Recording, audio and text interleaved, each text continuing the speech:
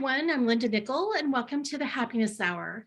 We meet every Wednesday night live here on Zoom with a new photography topic and a guest speaker to help us all connect, inspire, and create. The schedule for our upcoming presentations is on my website at lindanickell.com, as well as the links to previous sessions on YouTube. Tonight's guest is Keith French.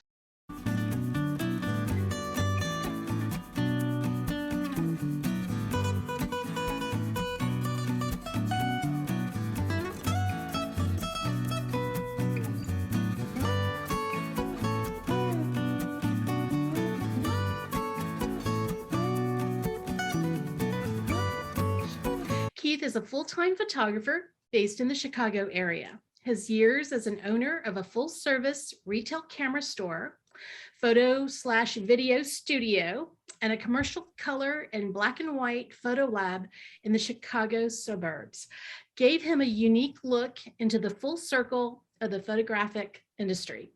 Additionally, Keith hosts and teaches photography classes and destination workshops. In his presentation, Using, Interpreting, and Fact-Checking Your Camera's Light Meter, Keith will talk about the different light meters that are in play for the various cameras and how to use them and interpret the information and turn it into usable exposure. Proper use of the light meter will speed up your overall usage of the camera and should shorten post-production editing. If you're on Instagram, look for him at Keith French Photo, and please visit his website at kfrenchphoto.com. Welcome to the Happiness Hour, Keith. Thank you, Linda. It's a pleasure to be here. Appreciate you asking. Yeah, so it's kind of a running joke with some of the people in the room. It's like, how do you find people to come and talk to us? And a lot of times it's just kind of like I run across something I find interesting and it's a blind email of, hi, I'm Linda and this is what I do. And you were one of those people. And I think I got drawn to you because I had just gotten back from Chicago and I was like, I'm going to stick this guy on my list at some point. Maybe I'll reach out to him. And then I noticed, I think you've actually done some out of Chicago workshops or you've taught for them. So yeah. We may know some people in common. So I was certainly going to ask you after that. So thank you for not ignoring me and deleting me and just saying, yeah, sure. So here we are. I skimmed over your bio. If there's something that you'd like to add, please take the opportunity to share a little bit about yourself. No, you kind of touched on the key points photographically. I mean, I started doing this in 1984 while I was still on active duty in the Marine Corps. And this was something that was going to take my mind off the stresses of training and learning some new things. And I had no idea that I would be so infatuated with it. And by 1987, I'd already be working part-time evenings, weekends, doing some product photography and things like that with my film camera. For some of you are my age, I could tell, so there's no shame in that. But film was learning the science behind the camera was very important with film because they didn't have cameras that had computers built into them. So, and a lot of what I talk about today can be done automatically, but without the understanding, you're still limited by what you do. So it's kind of what brought this workshop together about 3 years ago. I think was the first time I presented this to another camera club in the Chicagoland area. So. Okay. Well, thank you for coming and talking to a room full of strangers. And so with that, why don't you get started? Sure. Yeah, absolutely. Hello, everybody. Glad to be here. I'm going to get my screen share started. The light meter, as you know, I'm going to skip past this because you guys got a lot of that already, but that's just a little bit about me. This is what a lot of people do when they see or hear somebody talking about operating or changing their light meter or metering light or how do we meter light, and if you've been a film photographer, that's not a big deal because you had to. But if you've been just getting on board the last 5, 6, 7 years, a lot of the cameras were doing some of these things we're talking about automatically behind the scenes, but not getting them as good as you can get them when you take control. So for those of you that are not control freaks, you can still learn something here. You don't have to be a control freak. But I'd like to give a little bit of history before I get started too far. But, back in the day, these are even before me, these were some amazing cameras. They shot film, but they had no controls at all other than the shutter button. Spring-loaded, the shutters, they had a fixed aperture, the lens was fixed focus. All you could do is point it, and click the button, and you got a picture. Later on, by the 40s and 50s, you started seeing cameras like this where you were able to control your shutter speed, your aperture, and by then they even had a couple of different film speeds that were available, but now they had to introduce people to the excitement of how do I control this exposure, right? Because now you can see this good enough. You've got from 1 second to 500 second on a shutter speed on this dial, and you got an f3.5 all the way to an f50 lens. Can you imagine an f50 lens? Wouldn't that be exciting? Actually, I'm sorry, that's the focus. Down at the bottom of the lens, 3.5 to 16 is your aperture. You think I've seen this picture enough, I'd remember that.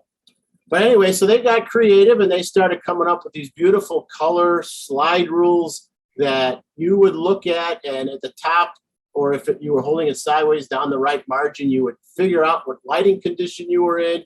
You'd slide your slide rule back and forth and try to match up the conditions you were in, and then you read something down at the bottom that gave you a pretty good working idea on how to set up your exposure. And then Eastman Kodak said, well, that's dumb. Why don't we just put a little cheat sheet in every roll of film? And so here you go. This is actually one of those cheat sheets that you would have used. And for those of you who heard the old rule of thumb, Sunny 16, far left side of the page, 1/25th of a second, that was a given for all of these settings. And then Sunny 16, that was your setting, f16. And then as you started losing a bit of light, you let the aperture open a little more. You kept your shutter speed the same, and then off you go all the way into the shade for f4. And of course, on the other side of it, which I'm not going to show you, there were all the yeah buts and the what ifs that you had to make adjustments for. So not to be outdone, German engineering, they decided to put a placard on the side of the camera. But if you read it really close across the bottom, March, April, September, October, or no sun, you had to make adjustments. And then up at the top, May to August, you had times of the day, but this camera was only useful in the Northern Hemisphere. So if you took it to Australia, you couldn't get good exposures. It was wrong. So off we go again. Kodak, not to be outdone once more, put a circular or a linear slide rule on the backs of their cameras to help you figure some of this out. The point being, of course, without controlling your exposure, your pictures are worthless. I still run a functioning film lab, and I have kids bringing me film. They got a camera at a garage sale or whatever, and they just go to town without trying to learn it. And I'm trying to explain to them why their film is black. And I'm trying to do it in a way that doesn't discourage them, but it works. But anyway, once the photo cell technology got really good, you started seeing these handheld light meters. They were incredibly accurate. But again, you had two things in your hand, a camera hanging around your neck over your right shoulder and a light meter over your left shoulder. You had to dial in a bunch of things, and you had to learn some stuff until finally the point and shoot cameras came along. Remember those, right? Late 80s, early 80s. You had point and shoot cameras. They had little built-in mini chips in them. The photo cells were very functional. They worked very well. And now you had the ability to measure light, read light, come up with an exposure, and take a picture that was of reasonably good quality that then had minor corrections that could occur during printing.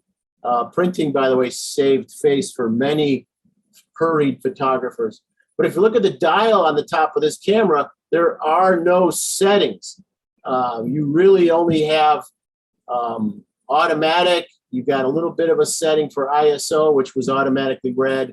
And then on the front of this, you had an aperture setting, and that was it. But the camera did a lot of the work for you. As well, then, as we started to get into SLRs and then DSLRs, you saw these dials. And many of these dials should look familiar to a lot of you, unless you're shooting Sony. Theirs is a little different. Panasonic is pretty close. Fuji's pretty close. But basically now what you have in these cameras is you have your full auto setting, which is usually green. Some of them are red. And then you have the P for program.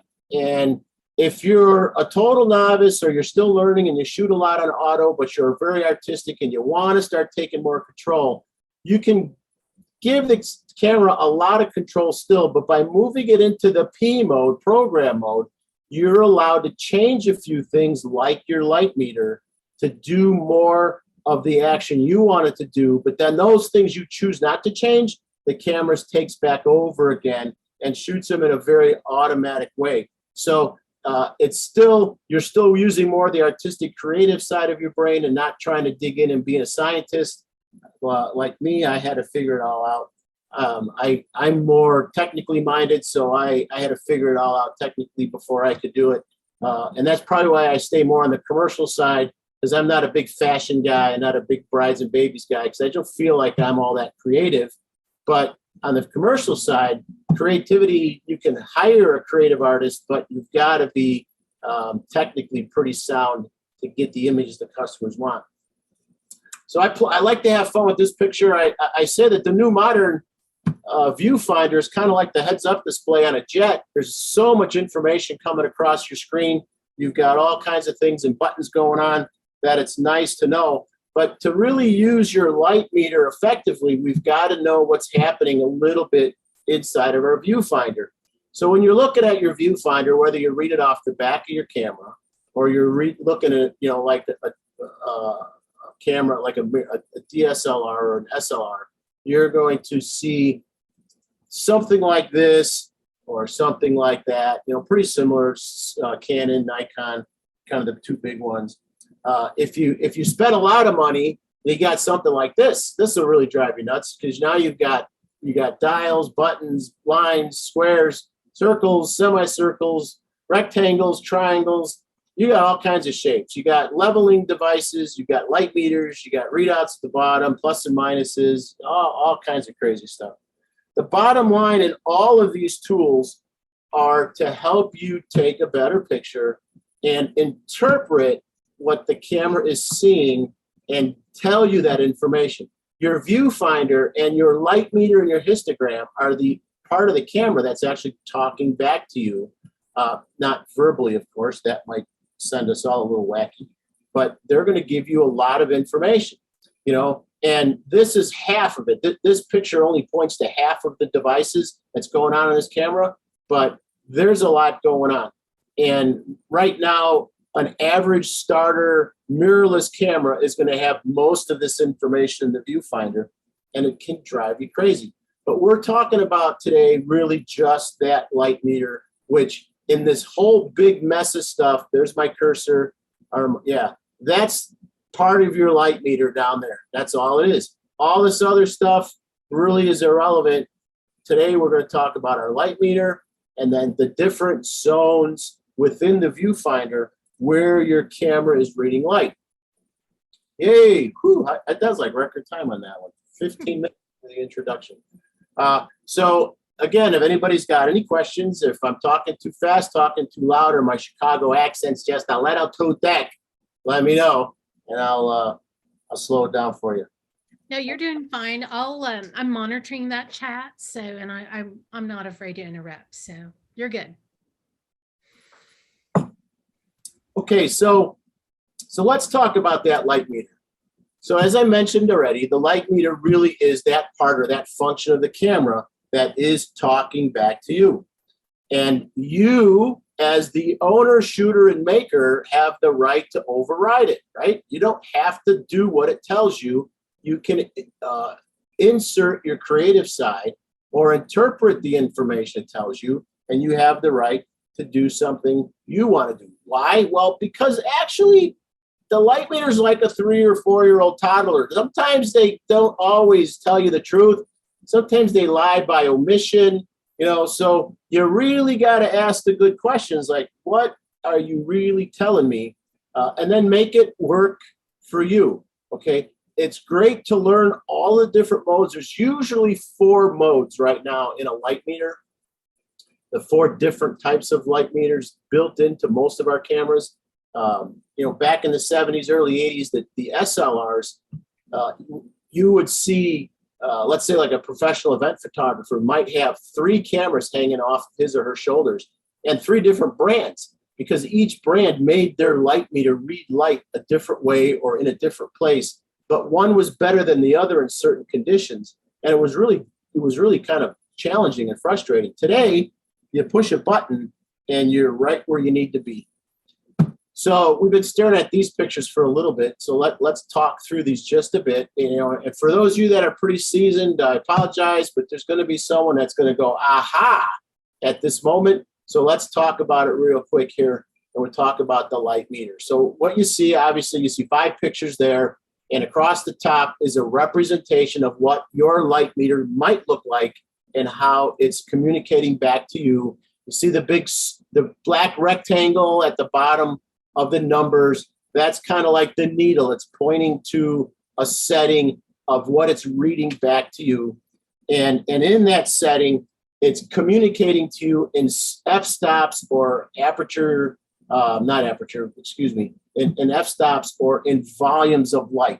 And so for the purpose of our communication today, when I talk about moving 1 stop or moving 2 stops, I'm talking about a volume of light, not necessarily, although it's not incorrect to say an actual aperture adjustment. We're going to run through a little scenario later on that. But when I talk about moving it 1 stop or 2 stops, I'm talking about a volume of light. Okay, so an f-stop is really only relative to itself. It is a volume of light. And when you move up, you're doubling the amount of light that's coming into the camera when you move up 1 full stop. And when you move down, you're cutting the amount of light in half.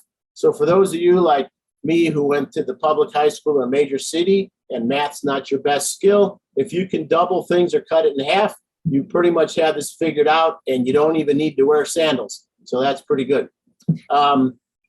When you look at your light meter, some brands are different, but most of the time the negatives are on the left side of 0, the positives are on the right side of 0. And so if you look at this picture dead center right now, you see the needle, if you will, is at 0, or in some cameras you see plus minus 0. And then you see 2 dots and then the number 1, regardless of what direction you're going. And those now in the modern cameras are 1/3 stops, which is kind of new to electronic photography. We at best had half stops years ago.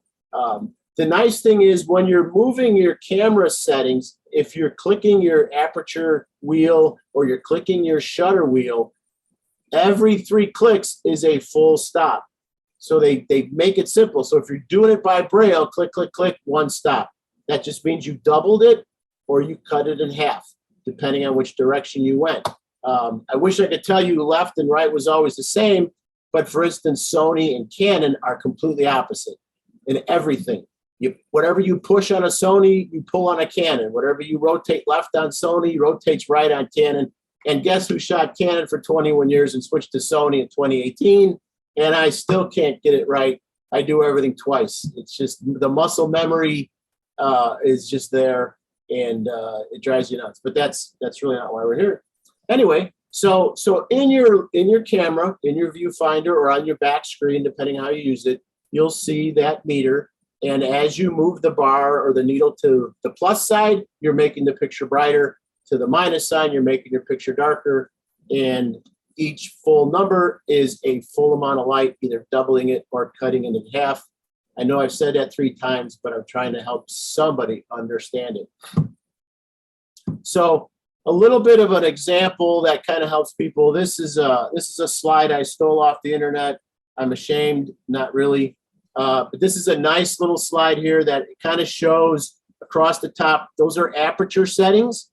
Those are full stop settings. Okay, those aren't a stop and a third apart. Those are actually full stops. So when I go from f1.4 to f2, I'm literally cutting my light in half. Doesn't look like it in that picture, but I am. Same thing when I go from f22 to f16, I'm literally letting in double the amount of light. Okay, that is the ratio that we're looking for. And those numbers actually represent a ratio, even though mathematically they're close. We all know that 22 is not half of 16 or to double 16. If you go from 16 to 32, that's double. So just, there's a few of those quirky rules in photography if you haven't figured it out yet. The beauty of that is we have the internet, we have YouTube, we have events like this. You know, trying to learn this stuff in the 80s out of the back of the magazine was like somebody dumping like 5 dump trucks full of house parts on your front lawn, and you were going to build the house, but you had no direction. You had all the pieces. You just had to figure out what went where. And all of a sudden, the puzzle would come together, and you'd have this section over here. And I'll save that for later, right? Anyway, so here's our deal. Here's our camera. This is our fake little camera across the bottom.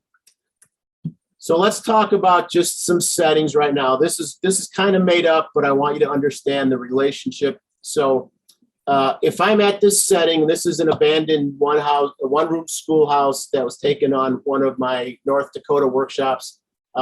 If we have a camera right now, we set it for f8, we set it for 1/500th of a second, and we set it at ISO 400.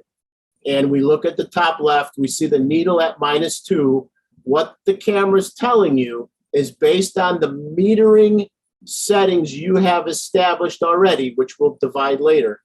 You are shooting 2 stops dark for what it is you're pointing the camera at.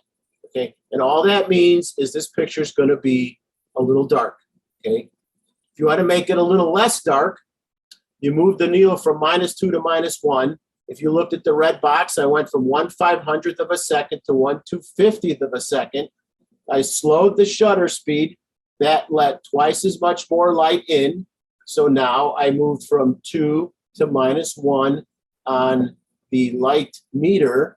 The picture represented there is brighter.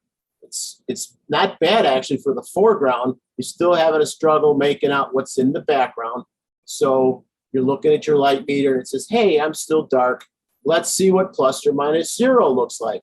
So again, you changed your shutter speed. You went from 1/250th to 1/125th. Again, you cut your shutter speed time in half. So you doubled the length of time the light's coming in again. Now your picture's lighter. And according to your camera's light meter, this is the winning solution. Doesn't necessarily mean that's what you want, but according to the light meter, based on the settings it's in, this is the best shot. Overall, it's not bad. And because of the dynamic controls we have on today's sensors, this is actually all 5 of these images are very recoverable. But this is an incredibly recoverable image if you needed to do a little burning and dodging, a little vignetting, a little exposure control. But I'm still that guy that shot film 100 years ago, and I want to get it as right as I can in camera.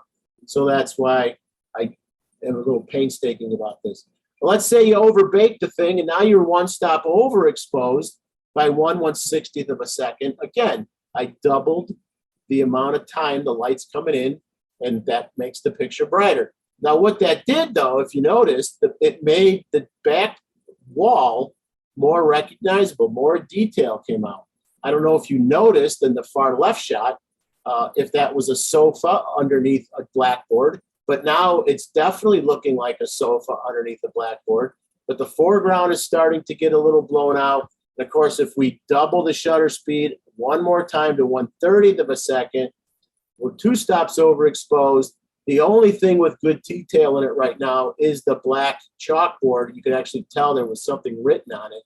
But now most of the foreground's blown out. Some of the detail on the right wall is blown out. The floor is blown out. So there's your trade-off. Okay. Now, if you did this in full automatic, chances are you would have gotten the center picture.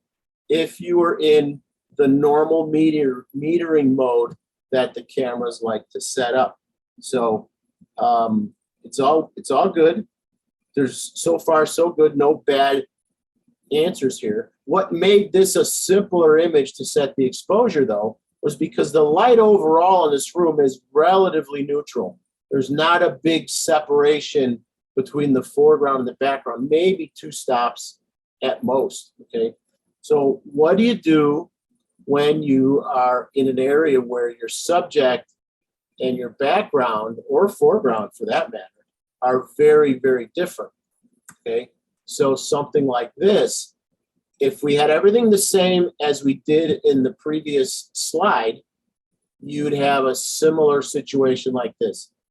The sky is super bright, probably 4.5 stops brighter than the building. And so the meter is being thrown off by that bright sky, so it darkened the whole picture. But you have some cool details in your clouds where at 2 stops underexposed, where if you swing all the way to the right, 5 stops, or I'm sorry, 1, 2, 3, 5 stops. Now you've got great detail on the building, but your sky is completely blown out. And that neither of those is all that good. The middle shot, the building's still a little dark. The foreground is definitely a little dark, but you've still retained some of your details in the cloud. So for me, I might take that shot, knowing what I can do in post-production with some simple clicks, and I might shoot it in, hey, what did I do here? No, I'm right. So the metering, by the way, that most people use is what's called matrix metering, and that this is kind of what it is. Matrix or evaluative or full frame, depending on which camera you're using, means the entire viewfinder, everything that is in the viewfinder, everything you see in that viewfinder is going to be used for reading light. This is probably 80 to 90% of the most used metering mode ever. And in this situation, you can actually cause this metering mode to do what you want it to do by zooming in or moving forward and cutting out some of the sky, or getting just sky or more sky. And you could see between the two of these how much the light meter is adjusting what it's seeing in the viewfinder just by where you point your camera. Same everything, right? And that's what matrix metering or evaluative metering is doing. Like the more ground I get, the less detail I have in the sky. The more sky I get, the darker the subject and the foreground get. So the real answer in matrix or evaluative metering or full frame is maybe get half sky, half building, and maybe shoot it just a little bit dark, maybe 1/3 of a stop. So then you can do some adjustments post-production, maybe use some of the graduated lighting tools in Lightroom in the sky and in the foreground, and get a nice balance of both. So I already know the question's on somebody's mind. Why don't you just do 5 shots HDR? Well, you can. There's nothing wrong with that. I do it as well. But for the purposes of this class, we're using the light meter to determine the best exposure in a single shot. So, but understanding where your light meter is reading the light is the key to interpreting that information that's down on your light meter bar represented across the bottom there, okay? Let me give you another example where it can change for you. So here's an indoor shot. This is an abandoned school, again, on North Dakota Workshop. As you can see from left to right, you've got blue sky, dark room, you got nice room, blown out sky. So somewhere in the middle of all this is the best picture, and you want to capture both the inside and the outside. And so maybe it's time now to get the scary face lady out, that I showed on slide number 1, and do a little meter mode adjustments. All right, so here you go. So here's typically what your 4 metering modes are. I don't know if anybody calls them much different than this. This is both Sony, Canon, Nikon. They use it this way. Matrix is Nikon, evaluative is Canon. But when you look at the different blue areas, that's where your light meter is reading light. Okay, I really needed to represent center weighted and partial a little better. And spot should have a hard edge, not a soft edge. The spot meter, a true spot meter on cameras, is really only reading a very hard, either 10% or sometimes a 2-degree or a 3-degree cone out the dead center of your camera. It's a conical shape, so it gets wider as it gets farther away, but it's a hard edge. Where the center weighted and the partial is more of a softer edge. So the center weighted is weighted a 2-to-1 ratio. So in other words, if it was math, it was rated, that center area that's blue is 2 times more important in the metering algorithm than what's not blue. But it is more of a gradual shift than a hard shift. And the partial metering is also, it's a 2-to-1, maybe a 3-to-1, depending on your camera, but it's only the center 20-25%, where the center weighted is 40 to 60%, depending on the manufacturer. And again, your evaluator matrix is the entire frame. Everything is looked at, everything is averaged together, and it's brought together for the user to come up with a solution. So Keith, let me ask you this question, and you can maybe hold it, or maybe you'll just be able to answer right off the bat. Carolyn's had instructors tell her to use single point metering and full shot metering, and she wants to know which is best. Full shot. Well, single spot is the same as spot. Full shot metering. Yeah, I don't know what they meant by full shot. It really depends what you shoot. If you're kind of a landscape person, then you're pretty much going to be in our next topic here, which is center weighted, or you're going to be back in the evaluative. I'm going backwards. There we go. So the evaluative, the bottom right corner, because in a lot of landscape photography, unless it's one of the extreme golden hours or blue hour, you're really trying to weight everything fairly equally. So your matrix and your evaluative does play an important part. And center weighted, if you're trying to separate out a part of a landscape, and so you don't want to destroy the rest of the image. And we'll talk more in depth a little later, but you want to keep everything in good metered lighting, but maybe highlight something more. Center weighted pops up, but I don't know if that helps answer that or not. But it really depends on what you're shooting. I know a phenomenal photographer that shoots 100% of her portraits in spot, and I'll show you why later. But well, Carolyn came back and said, I'm a landscape photographer, and thank you. But Elaine had a question. You just said it, but she says, is it spot metering for portraits? Spot metering is very useful in portraits if you know where to put the spot. It's only reading the light directly under that spot. And that's great if you know what you want and how you want to use it. And I love portraits, and I use it a lot outdoors, especially in spot, and when you know how to use it. But spot is also one of those tools that can lie to you, because spot metering is also affected by color strength. So I use it at hockey games to set up the one-time exposure, and I shoot the whole game with the same exposure, but I will spot meter the darkest uniform and get that exposure, and then set it manually, and then never change exposures because the lighting doesn't change the rest of the game. But if I don't meter for that dark uniform, the ice is the white ice, the white walls in the background, and there's always one dark jersey and one light jersey. It's going to throw the meter off. So I'm going to meter and get an idea with that jersey, and I use the spot meter for that instance. So, yeah, great question. Thank you for asking.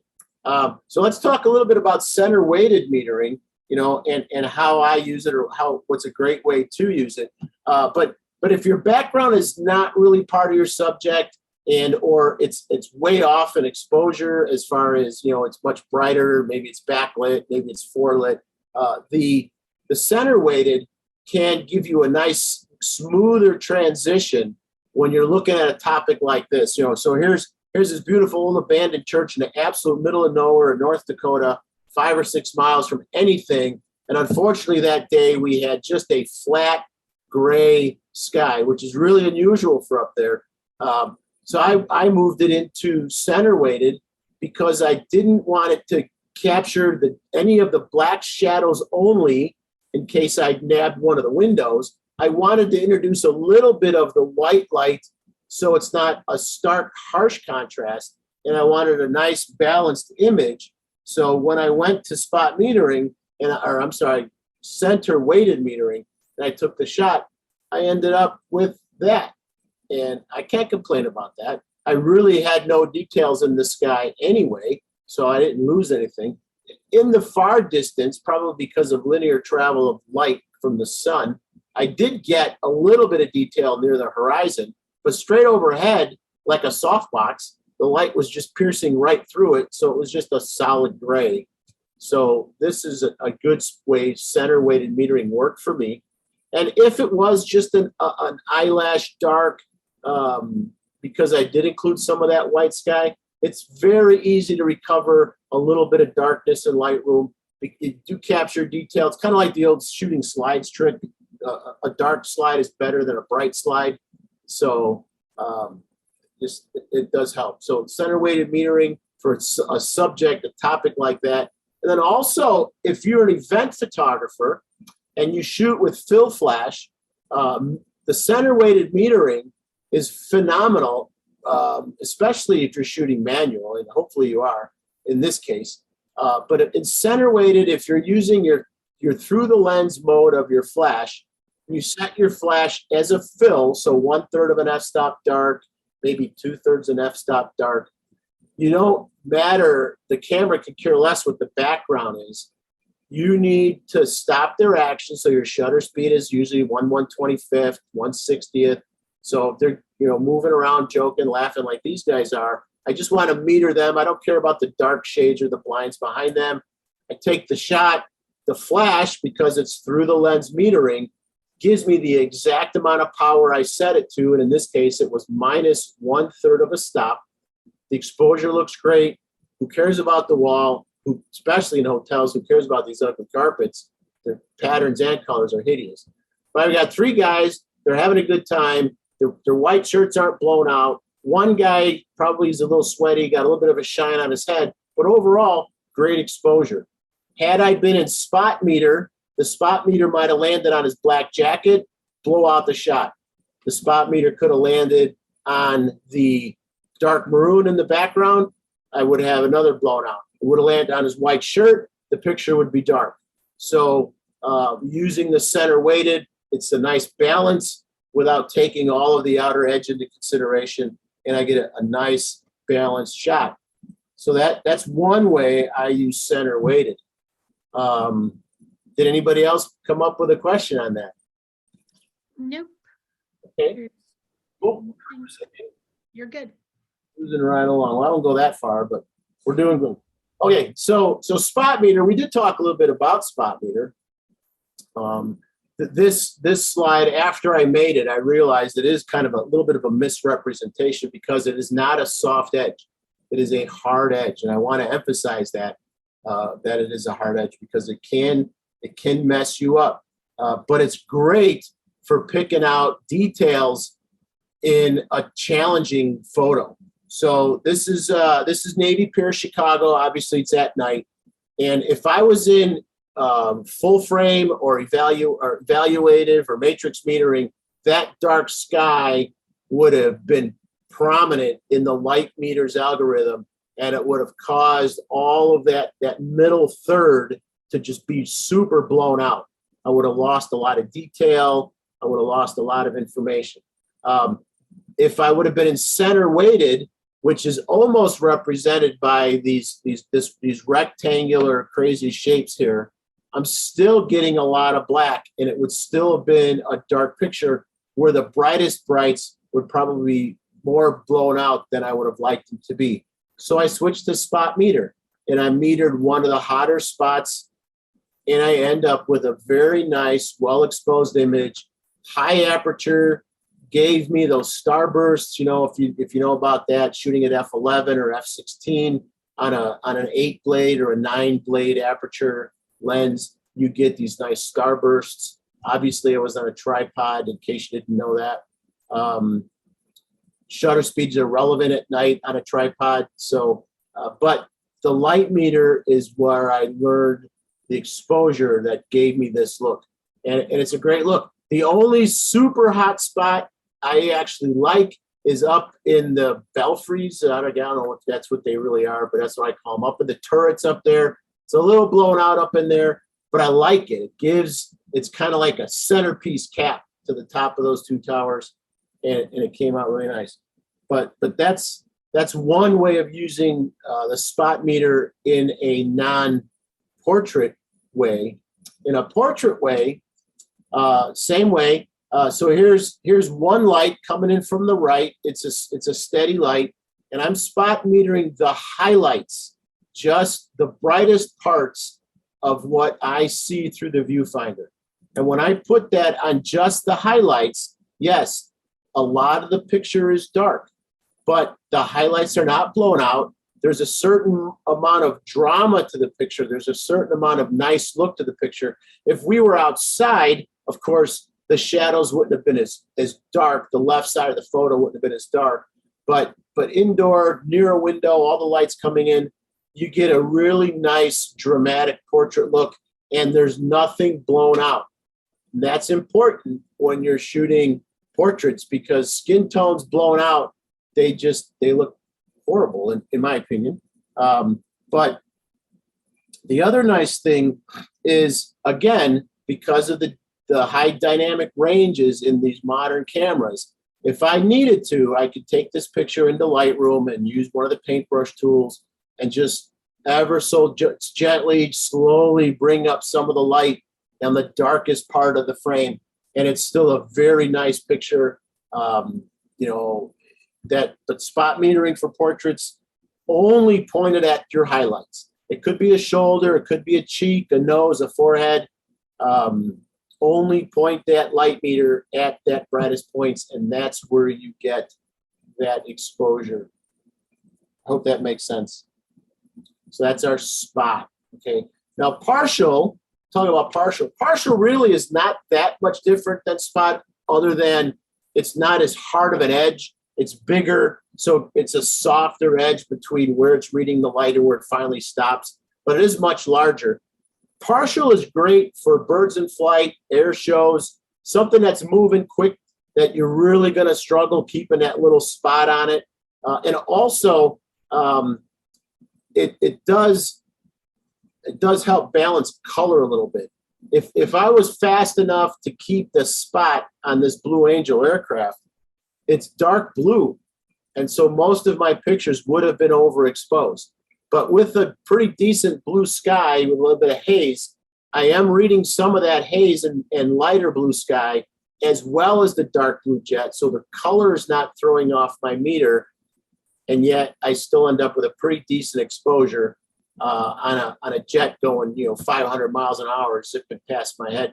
So partial metering works really, really good for that. And it's probably the least one that I use, only because I could probably only handle one air show a year. I mean, you've seen one, you've seen them all. Birds in flight, I mean, I've got a Sony A9 Mark II. I could shoot 45 frames per second in electronic, and I try to hit a bird in flight with a 600 millimeter lens, and I'll get 3.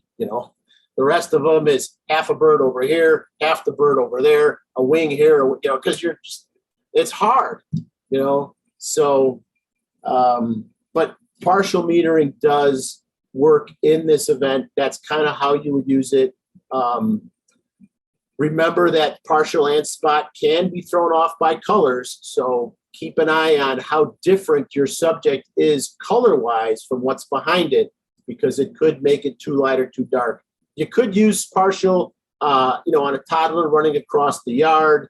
You could use it in a horse race or a car race, where again something's moving quickly. You want to try to keep it in the center box as much as you can, but this partial meter is bigger than the spot, so that helps quite a bit. So that's partial. So I'm going to show you a slide that can potentially be confusing, but this kind of gives you the cone of light information as the camera is reading. So if you look at the spot meter, you see how the cone is very prominent and it jets straight up, almost like a pole. If you look at partial metering, it kind of has a wider base. It gradually gets wider at the bottom. The next one down is your center weighted, your average center weighted, where it's a much more pyramid shaped, where it's pretty more drawn out as it gets closer to the edge. The bottom one is confusing because I've told you already that evaluative metering covers the entire viewfinder, but in this picture, it's only showing you it's covering the left 2/3.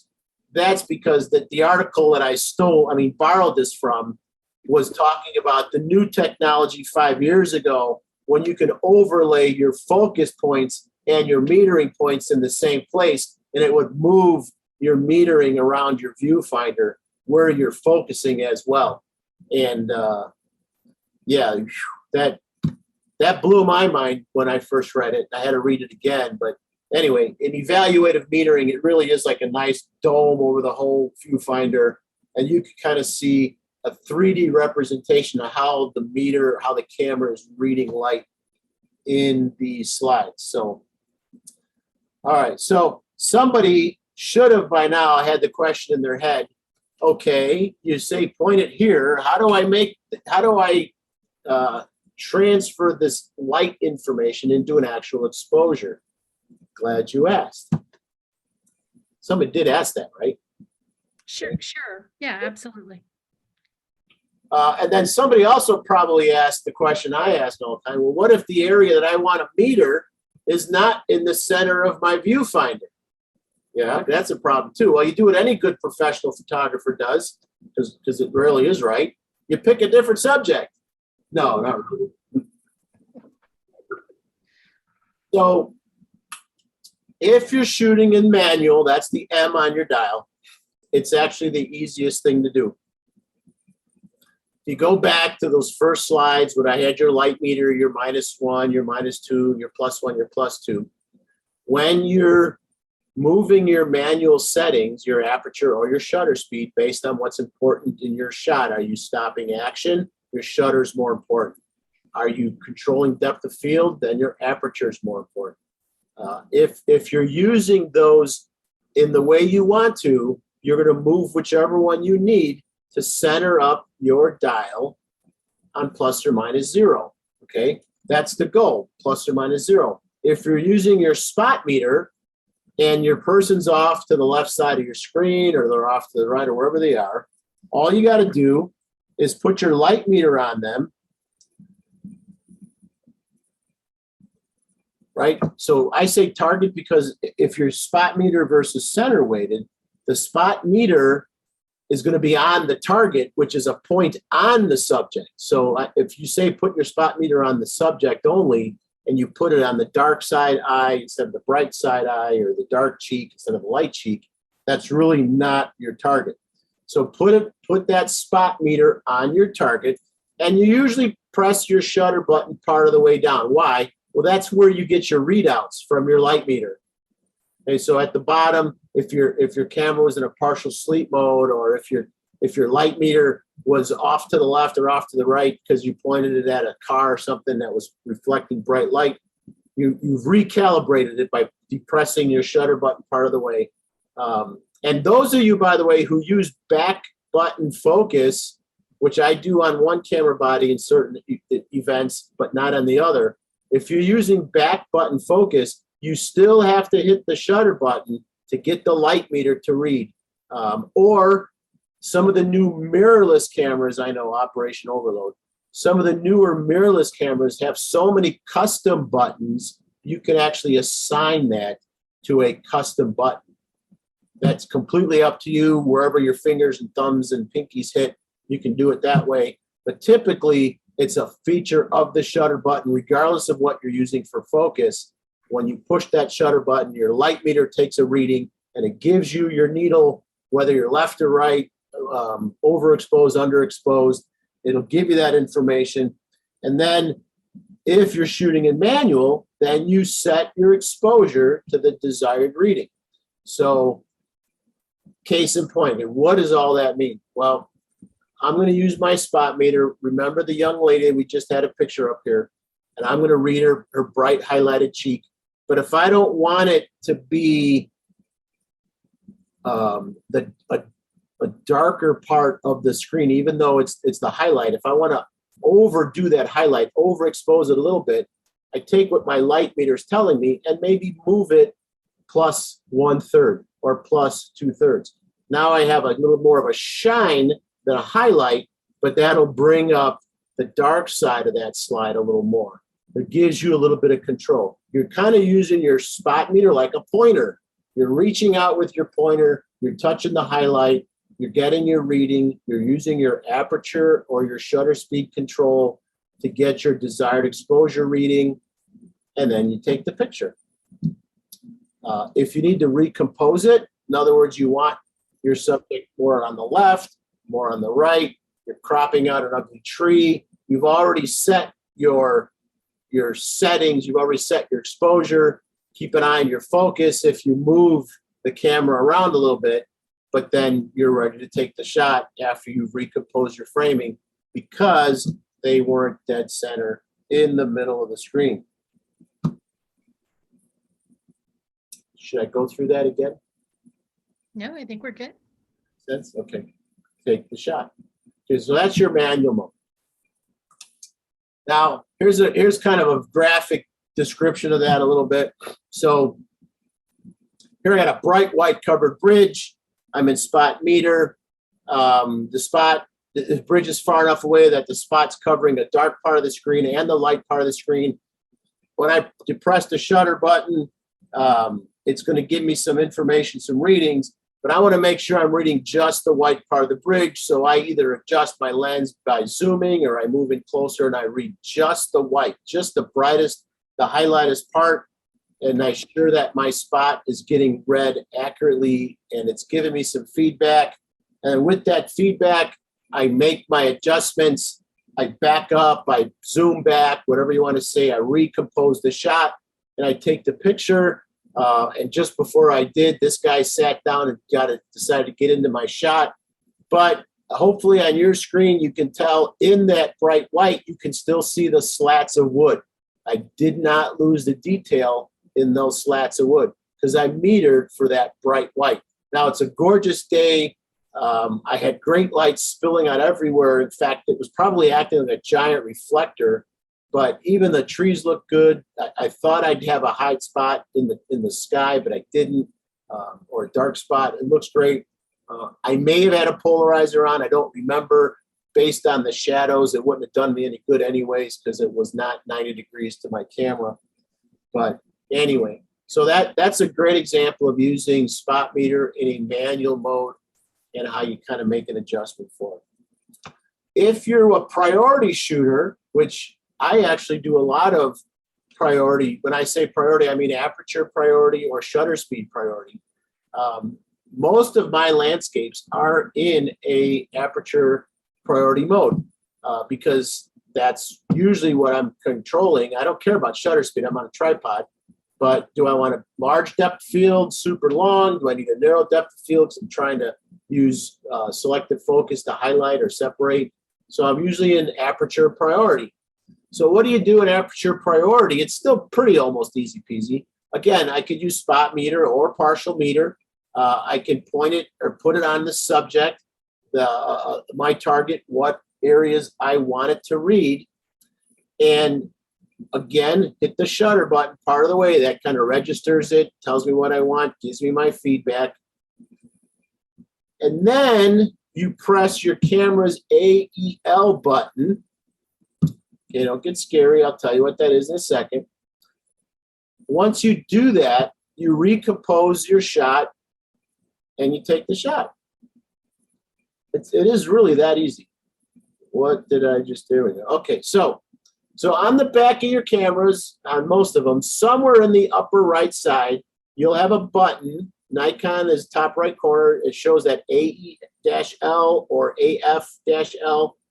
It's auto exposure lock or autofocus lock. You have to set that in your custom functions, or it'll automatically trigger one of those depending on which mode, shooting mode you're in. On a Canon and on a Sony, actually Sony does both. Sony gives you a button with that asterisk. That's your auto exposure lock button. It also will have just AEL. And all that is it's saying, okay, I've used the computer to come up with half of your exposure setting, but as you swing the camera around and recompose, as the computer, I'm gonna reconfigure your exposure, so by the time you reframe it, it's different. But if you go back to where you were reading your light and you hit the AEL button, usually in your viewfinder at the very bottom, a little asterisk lights up, or on some cameras, I've seen a solid green dot at the top of the viewfinder light up.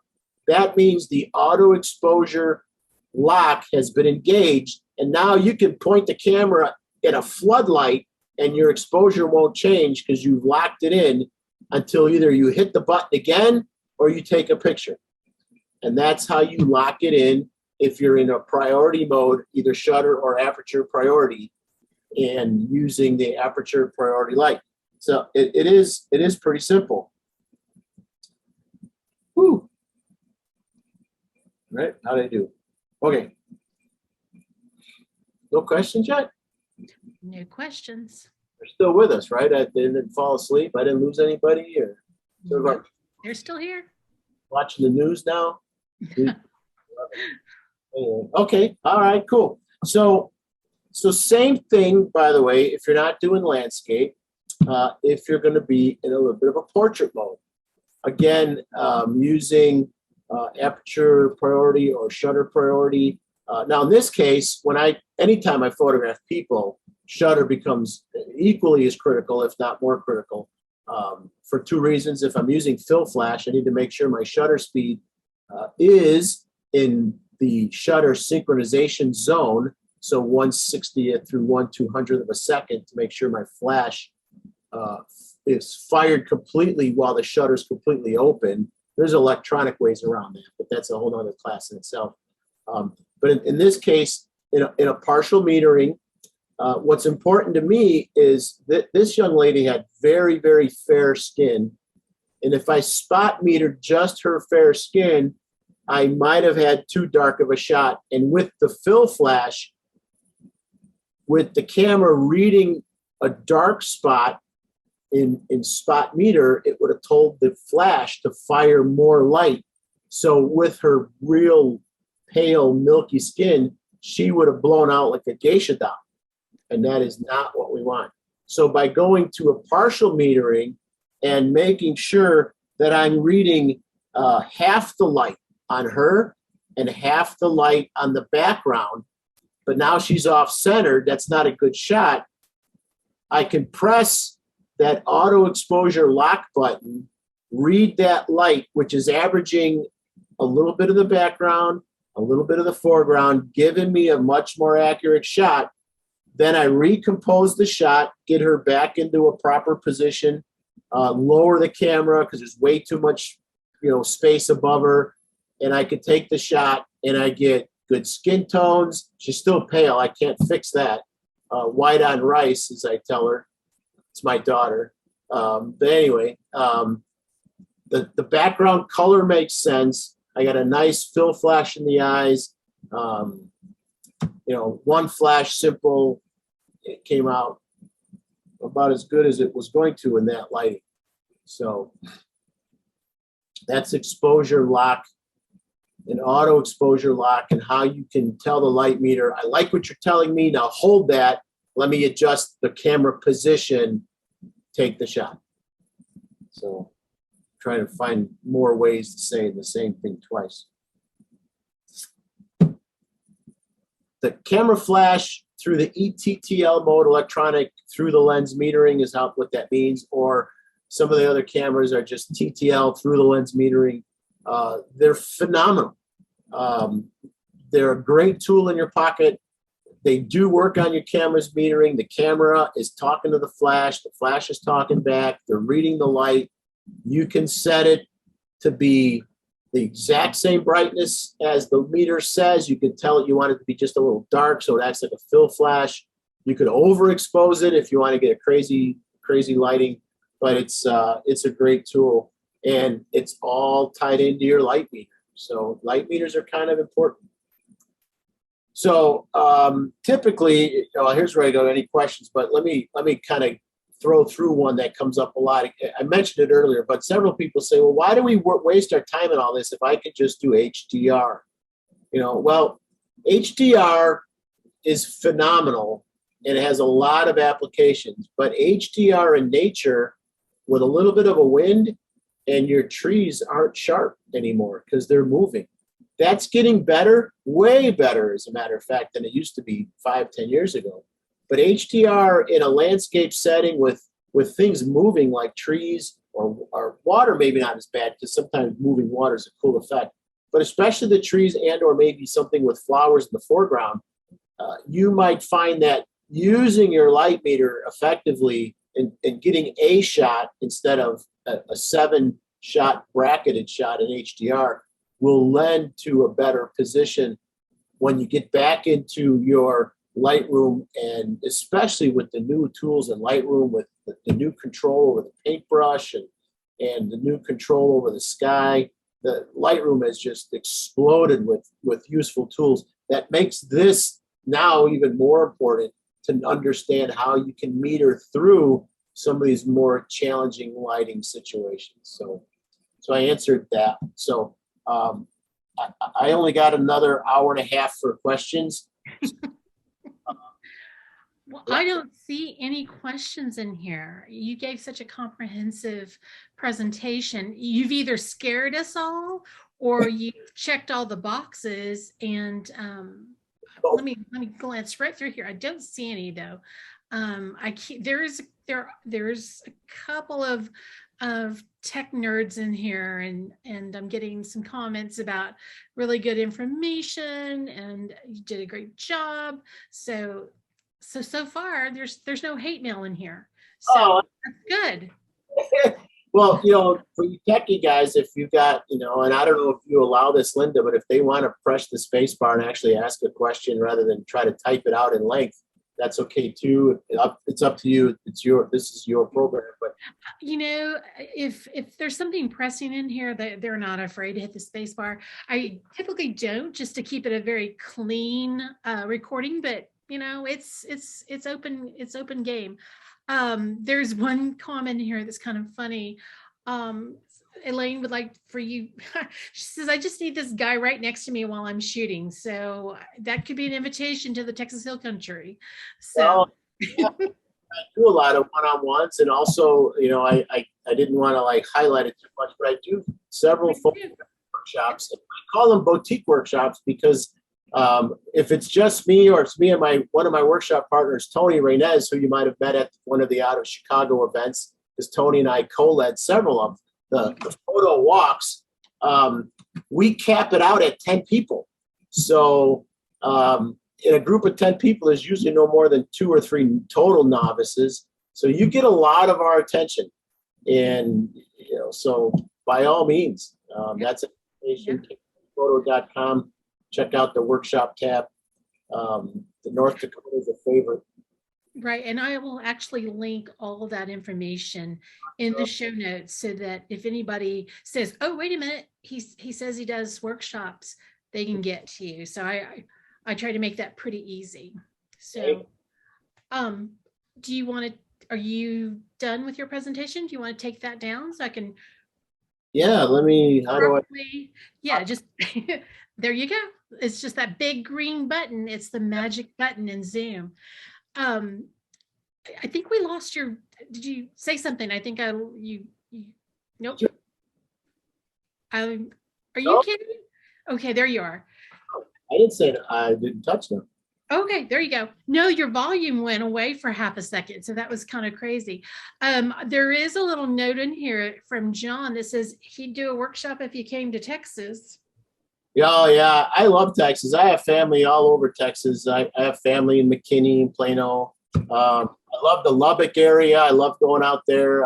Used to fly into Lubbock when I was in the military, and uh, San Antonio, the River Walk. Oh my gosh, But I'm a polar bear, so if I'm coming to Texas, I'm coming in January. Well, unfortunately for Texas, well, I'm not going to, this is a general statement. Texas isn't as pretty in our winters because it's usually just kind of a beige, unless you are up in maybe the panhandle, they get some snow. And I think West Texas is always pretty. So that's a really nice place to be in winter. Um, let's see. I go ahead and say it again. The name of so can you get to all the workshops through your website? Or do Yes. you and Tony have another website that you should direct people to? Yeah, so Tony is brilliant in many many ways. Tech savvy web stuff is not one of them. And since I already had a website through my photography, we just decided to add a workshop tab. So French Photo is .com, kfrenchphoto.com, and I think the second tab in is workshops. Yeah. What we did this year, I leave the old ones up because I think it's good for people to see what we did. Right. And I also, every once in a while, if like you follow me on Instagram, I might throw an invite out. Hey, I'm going to blah, blah, blah for 4 days. Anybody want to join me? That's not a work. It's a workshop where I'll teach you everything I know, but that's just, hey, cover your own expenses. And, that's a meetup. That's a great way to meet up with people. Well, I have a meetup, but the camera club took over. I'm president of the camera club here, and we got up to like 700 members, and it's all right. Now they want like $140 every 6 months from me. I'm like, camera club, you got to take this over because you're using it more anyway. Yeah. Okay. Well, Keith, thank you for putting this presentation together. I know that you're no stranger to presentations and workshops, and that's why this was such a clean presentation, and it was easy. There was no glitches except for finding that big green button. But I do appreciate you coming because, like I said, you don't know me. You don't know if I'm a crazy person on this end. I am, but I'm really crazy about photography, and I'm really, most people in this room are just, photography is their thing and they're passionate about it. I'm more passionate about connecting with people and introducing these speakers like you to somebody in this room that the light bulb probably flickered tonight and was like, wait a minute, he just said something that, that missing link, or it triggered enough curiosity that they're going to go look at the camera and go, what is my camera meter on? Is it always on the same thing? Maybe I didn't know you're supposed to change it. So that's one of the reasons that I record these and put them on YouTube, because somebody's going to stumble across it, and hopefully they'll make their way back to your website and be able to say, you made a difference. Oh, I love this. Kathy says that at least 3 light bulbs went off for her. So that's wonderful news for me to hear, Kathy. Keith, thank you for doing that. I appreciate it. Thank you so much. It was a pleasure. Yeah. All right, you guys, let me shut down this session by saying you can connect with Keith through his website at kfrenchphoto.com and on Instagram at Keith French Photo. Next week, Jennifer Lee Warner, she's the Ethics Committee Chair for the North American Nature Photography Association. She'll be here to discuss the best practices for ethical nature and wildlife photography. Jennifer will share real-life examples and her own stories and images from the field in her presentation, Beyond the Selfie. Until next time, go out and create something beautiful, and I hope that we see you again soon.